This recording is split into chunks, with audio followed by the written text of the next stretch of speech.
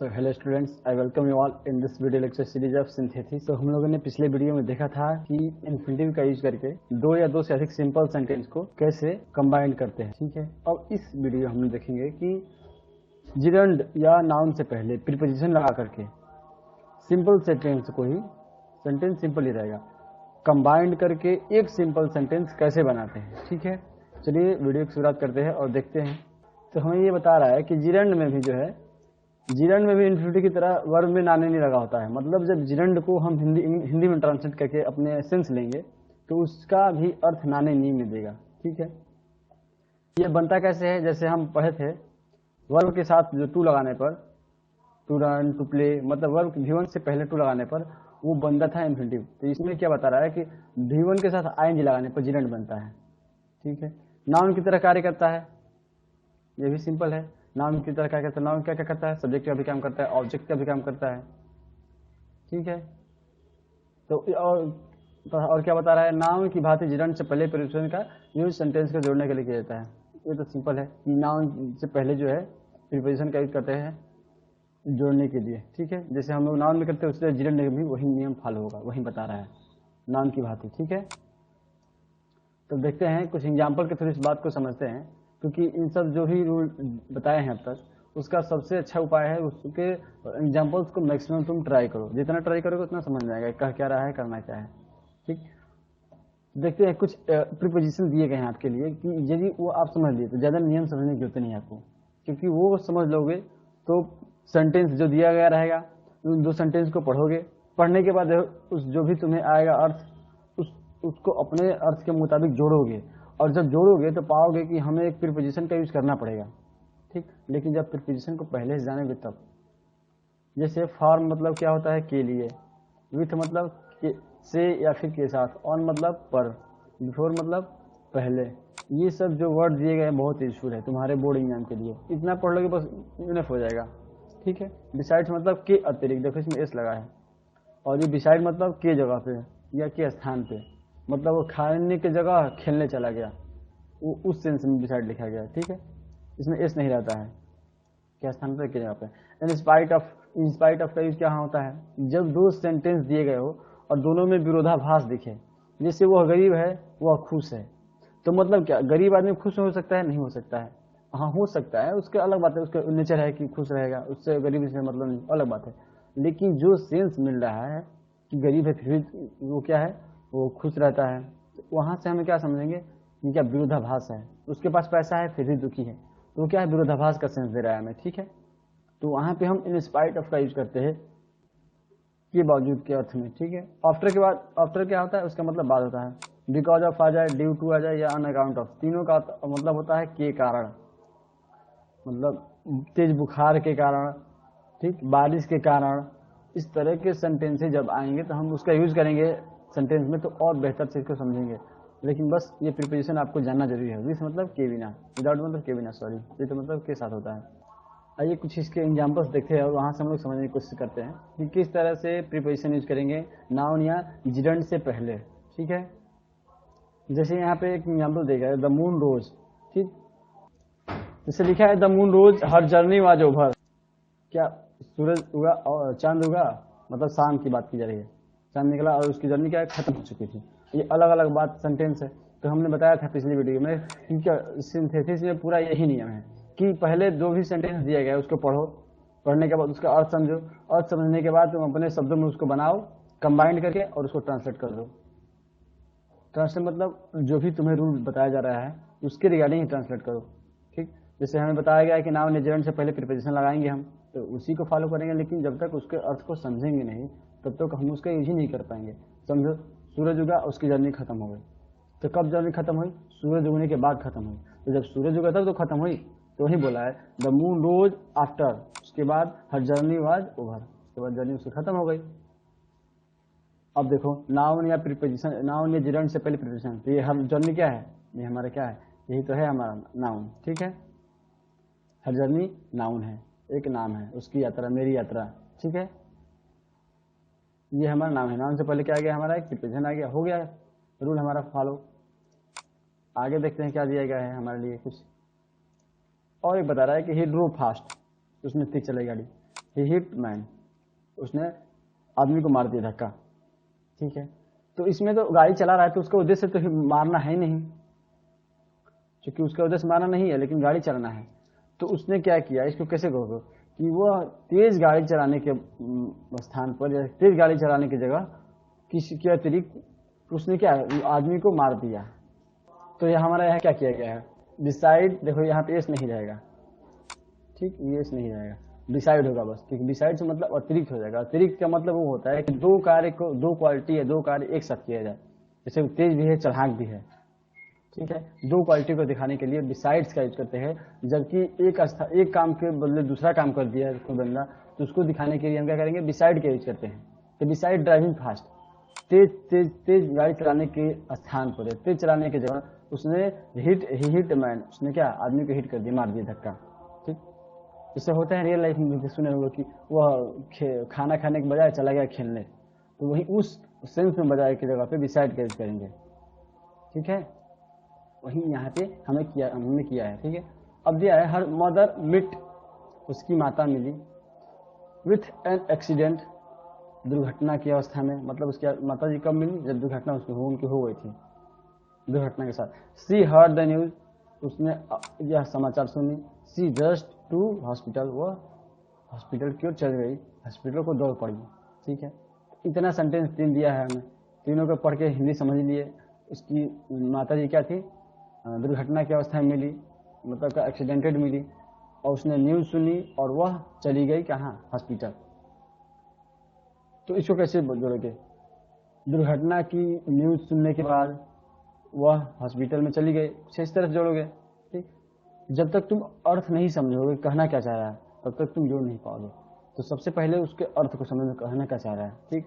तो अर्थ समझ जाओगे तो सिंपल, इस जिरंड और नाउन वाले में सबसे सिंपल सी बात यह है कि तुम जहां तुम सेंस समझ गए तो नाउन या जिरंड से पहले प्रीपोजिशन लगा दो, बस तुम्हारा सेंटेंस सही हो जाएगा।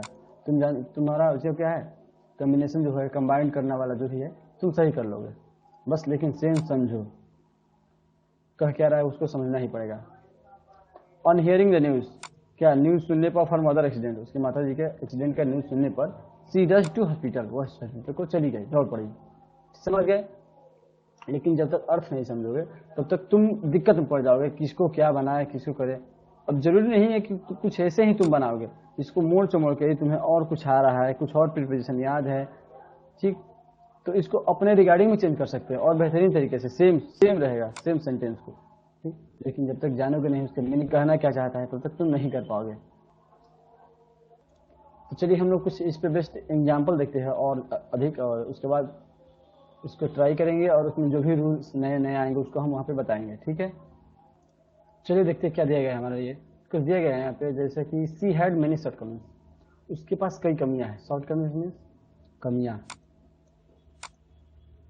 But she was nice women, लेकिन वह अच्छी औरत थी।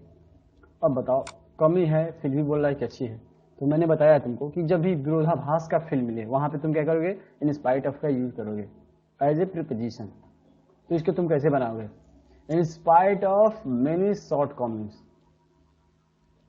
ठीक। इसको हटाओ यहां से, सॉरी इसको इंक्लूड कर लेते हैं। तो कैसे बनाओगे इसको, ये हटाओगे यहाँ से सी हैड, अब यहाँ क्या लगाओगे, इन स्पाइट ऑफ लगाओगे, ठीक, इन स्पाइट ऑफ। अब इसके बाद तुम इन स्पाइट ऑफ लगा करके, इन स्पाइट ऑफ मेनी शॉर्टकमिंग्स, ठीक, ये पोर्शन कट जाएगा, जो कट जाएगा हम उसको घेर दे रहे हैं, ये कट जाएगा। और उसके बाद हमारे यहाँ पे आ गया many shortcomings, in spite of many shortcomings, अब ये वर्ड हट जाएगा, सी वाज नाइस वुमेन। समझ गए आप क्या किया मैंने, प्रीपोजिशन लगाना है, क्या लगाया, इन स्पाइट ऑफ लगाया, उसके बाद क्या लगाया, नाउन लगाया, ठीक। नाउन या जिरंड से पहले हमें प्रीपोजिशन लगाना है। इसमें जो पढ़ रहे हैं हम लोग, जो भी रूल पढ़ रहे हैं हम लोग कि क्या, कि कैसे यूजिंग प्रीपोजिशंस विथ नाउन और ए जिरंड, वो नाउन और जिरंड से पहले ही हमें प्रीपोजिशन लगाना होता है, ठीक है। तो वहां पे लगाएंगे हम कब, नाउन या जिरंड से पहले प्रीपोजिशन लगा करके हम लोग दो सिंपल सेंटेंस को जोड़ते हैं, बाद में नहीं लगाते हैं, पहले ही लगाते हैं, ये नोटिस करना तुम, ठीक है। तो इसको तो मैंने इसको कर दिया, इन spite of many shortcomings, shortcomings क्या है, नाउन है, शॉर्टकमिंग्स क्या है, लिस्ट उसकी कमी है जो भी वो बताया जाएगा शॉर्टकमिंग्स में। इन spite of many shortcomings she was nice women, बन गया हमारा सिंपल सेंटेंस इस तरह से। लेकिन तुम एक चीज और कह सकते हो कि सर क्यों नहीं यहाँ पे हम ये भी कर सकते हैं, she had many shortcomings but she was nice women, तो यहाँ ये भी कर सकते हैं कि सी इस तरह से बना सकते हो, she had many shortcomings yet भी लगा सकते हो, yet she was nice women, मतलब येट लगा करके तुम बना सकते हैं। लेकिन तुम्हें बताया गया था येट कहाँ हम यूज करते हैं, कंजंक्शन में। कहाँ कंजंक्शन में, तो कोऑर्डिनेटिंग कंजंक्शन में हम यूज करते हैं। जब कोऑर्डिनेटिंग कंजंक्शन में यूज करते हैं तो पिछले वाला स्लाइड तुमको दिखा रहे हैं, मैंने बताया था यहाँ पे कि क्या हम लोग कंपाउंड सेंटेंस बनाते वक्त कोऑर्डिनेटिंग कंजंक्शन का यूज करते हैं। तो जब हम येट का यूज कर देंगे यहाँ पे देखो येट, तो हमारा क्या बन जाएगा, ये तो कंपाउंड सेंटेंस बन जाएगा। लेकिन हमको बनाना थोड़ी कंपाउंड सेंटेंस, हमें तो बनाना है सिंपल सेंटेंस। तब हम येट चूंकि सही मीनिंग देगा, येट भी वही देगा मीनिंग की हमें क्या फिर भी क्या अर्थ देगा, उसकी ये कमी है फिर भी अच्छी है, तो येट लगा कर बना सकते हैं, मीनिंग निकल जाएगा। लेकिन चूंकि हमें सिंपल सेंटेंस बनाना है ना कि कंपाउंड बनाना है, यदि येट लगा दो तो क्या हमारा कंपाउंड सेंटेंस बन जाएगा, इसलिए हम येट वहां पे नहीं लगा रहे हैं। इसी तरह से आगे भी कई आएंगे कंफ्यूजन वाले, तो इसी से रिलेट करना क्योंकि सेम चीज होता है। ठीक है, तो आगे चलते हैं और देखते हैं कुछ क्या दिया गया है हमारा। टैगोर वाज ग्रेट पोएट, देखो अच्छी बात है। सी वाज गुड पेंटर, वो अच्छे पेंटर भी थे। अब देखो मैंने बताया कि जब दो क्वालिटी कोई पर्सन या कोई थिंग्स अडॉप्ट करे या क्वालिटी वो हैव करे, तो हम किसका यूज करते हैं, बिसाइड्स का यूज करते हैं, समझे, बिसाइड्स एस लगा रहेगा, बिसाइड्स। ठीक है, तो इसको कैसे बनाओगे, इसको इस तरह से बनाओगे, बिसाइड्स बीइंग, हाँ यहां तक तुम लगाओगे बिसाइड्स बीइंग के बाद क्या लगाओगे, besides being a great poet. मैं यहां से इरेज कर रहा हूं इन सबको, उसके बाद जो पर्सन लिखना है उसको बस स्क्वायर करूंगा। Besides being a great person, being a great poet, ठीक है। तुम यहाँ इसको लिखोगे, उसके बाद besides being a great poet. अब देखो जिसके बाद जस्ट लाओगे नाउन, मतलब क्या, noun. Tagore was a good painter, sequence क्या होगा, ये हमारा पहला लिखोगे, उसके बाद क्या लिखोगे, दूसरा लिखोगे यहाँ पे, ठीक, ये तीसरा आएगा हमारा और ये हमारा चौथा। तो इस तरह से बना लोगे सीक्वेंस में तुम लिख करके, ठीक। क्या होगा, besides being a great poet Tagore was a good painter, ठीक है। तो हम क्या यूज किए यहाँ पे, बिसाइड का यूज किए, बिसाइड्स, ठीक है, क्योंकि दो क्वालिटी जब एक पर्सन या थिंग्स रखता है तो बिसाइड्स का अतिरिक्त के शब्द में यूज करते हैं, अतिरिक्त का थिंग। अब बोलो कि सर एंड क्यों नहीं लगा सकते हैं, क्योंकि Tagore was a great poet and a good painter, ये भी हो सकता है। लेकिन एंड फिर वही बात आएगी, पिछले वाले स्लाइड पे जाकर तुमको बता रहे हैं, मैंने बताया था पिछले वीडियो में आपको कि जो भी देख रहे हो तुम, अभी दिखा रहा है तुमको, हाँ देखो एंड क्या है हमारा, कोऑर्डिनेटिंग कंजंक्शन है। जब कोऑर्डिनेटिंग कंजंक्शन का यूज करके तुम बना दे रहे हो, क्योंकि मीनिंग भी निकल जा रहा है, लेकिन वो बन क्या रहा है, वो बन रहा है कंपाउंड सेंटेंस हमारा, ठीक है। तो इसलिए हम वहां पे एंड का यूज नहीं किए, बिसाइड्स का यूज किए हैं, समझ गए। आगे चलते हैं और देखते हैं कुछ और सेंटेंसेस हैं हमारे लिए। उसी तरह का और सेंटेंस दिया गया है, वी रीच मूवी हॉल, हम मूवी हॉल तक पहुंचे। The movie had finished, movie जो क्या है खत्म हो चुकी थी, बाय दैट टाइम, उस समय तक। तो अब ये बताओ कि मूवी खत्म हो चुकी थी तब पहुंचे कि जब पहुंचे तक खत्म हो चुकी थी। तो तुम देखोगे तो हैड लगा है, हैड मतलब पास्ट, चुका था, पहले ही हो चुका था, मतलब उसके पहले पहुंचने से पहले हो चुका था। हैड फिनिश्ड होता है पास्ट परफेक्ट। पास्ट परफेक्ट का मतलब होता है कि पास्ट का पास्ट, पास्ट का पास्ट मतलब पास्ट की बात होगी, लेकिन उस पास्ट से भी पहले वो कुछ एक्शन हो चुका है, उसको हम पास्ट परफेक्ट में रखते हैं, ठीक। इसीलिए देखो यहाँ चूंकि ये पास्ट है, ये भी, लेकिन ये क्या है, पास्ट परफेक्ट है, मतलब इससे पहले ही हो चुका है, ठीक है। तो हम इसको क्या बनाएंगे हम इसको, देखिए 2 मिनट रुकिए, हाँ इसको इस तरह से बनाएंगे हम लोग, अनरीचिंग।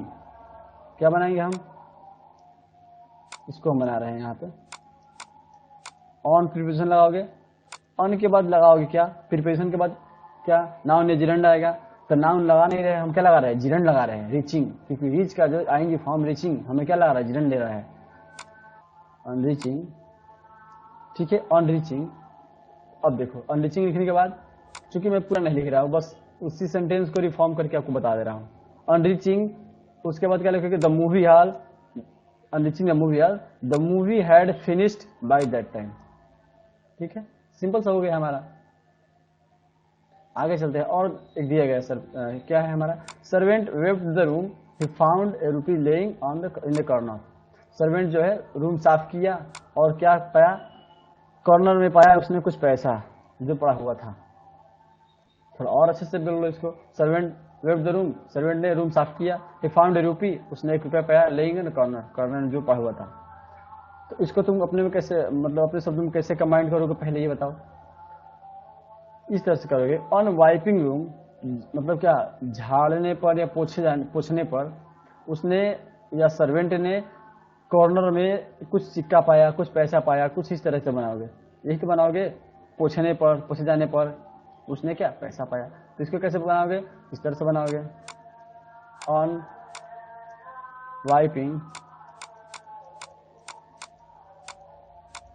अनवाइपिंग द रूम, अनवाइपिंग, अब इसको हम इसको अंडरलाइन कर लें जो लिखना है तुमको आगे। अनवाइपिंग द रूम, जो मैं ये बस देखो, अनवाइपिंग द रूम ये लिखोगे। अब ही हटाओगे, ही के लिए क्या लाओगे, सर्वेंट लाओगे। On wiping the room, servant found a rupee lying in the corner, found a rupee lying in the corner. अगला क्या जाए, ही फेल्ड मेनी टाइम्स, वो कई बार असफल हुआ, ही फेल्ड मेनी टाइम्स। ठीक है, still he hopes to get success at least, फिर भी वो कम से कम एक बार या फिर कम से कम पास होने की क्षमता रखता है, एटलीस्ट।